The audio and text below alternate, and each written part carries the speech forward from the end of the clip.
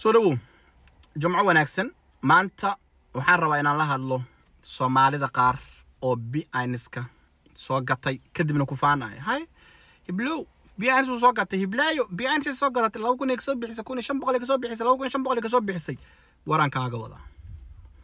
sheekadaasi waa la iskaga daba yimid aabaheeda wuu dhintay biyoodha waxay bilaaween in shahaadada adiga u geysay la soo xaqiijiyo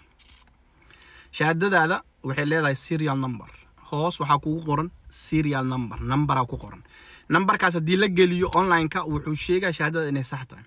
hadii telka hadii loo diro waxay soo sheegaan inay sax tahay laakiin serialkaaga haduu qaldan yahay oo shahaadadaada aad ka soo gadatay Cabdal Shideeye okay waa ku diis sheekadan maxay tahay marka shalay waxa ila soo xiriiray wiil walaalkayga ah oo magaalada ila degan wuxuu ii sheegay in dhibaatadaas ay haysato 3 sano ka hor inuu soo gatay shahaada BINs ah lacag 2000 ku dhow uu ka bixiyay kadibna degnaansho uu ka soo qaatay uu rabay maalmaha soo socdo inuu dhalashada xariisto laakiin shalay tool warqada uu imaatay waxa loo sheegay in shahaadadiisi online ka laga barooway negative ay sheegtay telka loo diray 10ka bishii dhamaanaysay waxay soo wargeliyeen in shahaadadiisi ay tahay shahaado falsho biyoodha markuu waxay dheen markuu ugu horeys waxaan kugu dacweynay police maadaama shahaada qaldan aanu keentay labo waxa la Netherlands waa laga noqonaa waayo ma buuxinin shuruudihii Netherlands lagu qaadanayo waligeed lama arkin luqad la'aan in Netherlands la qaato saddexne waxa la lahay maxkamad ayaa dacwad laga gudbin doona oo ah in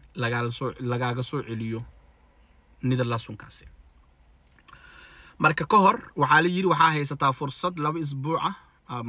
bil ku dhow in oo adiga ra'yigaaga ka soo hadashid waxay u jiraan inaan nala soo wadaagtid tii walaalkayga meeleedik adiga marka shahaadadaasi waa geesmaan oo islaan biyoodha dhalasha ku qaadatay ama dignaansha ku qaadata maahano wali ma lagu soo qaban maano ugu waa lagu soo socda intaan lagu imaanin marka waxaan ku leeyahay saaxiibkayga hurdada ka kac BINska samee because bari hadii taada hore falsa noqoto taada dambe echt ha noqoto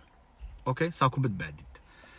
sidoo kale xitaa walaalku wuxuu ii sheegay 3 wiil kale 3 qofood kale isla soo sameysteen ayagana in la soo qabtay oo dacwad ay ku socoto marka hurdada ka kac walaalo hurdada ka kac okay dadab ku faanayaba maxaa ku faanaysaa shahaado false asoo qaad ma ku faanaysaa BINs waa fiiri 6 bilood school tag kadibna